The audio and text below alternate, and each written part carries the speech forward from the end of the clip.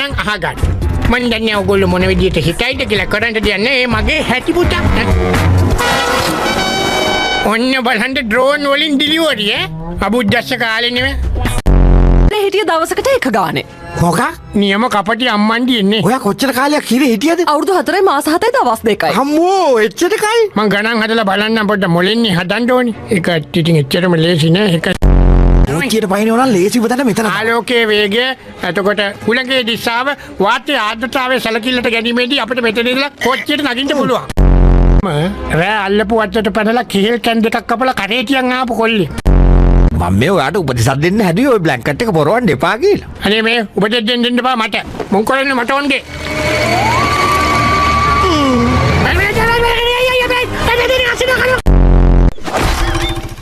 අයියයි එහෙම ගාන්නේ සත්තුන්ට.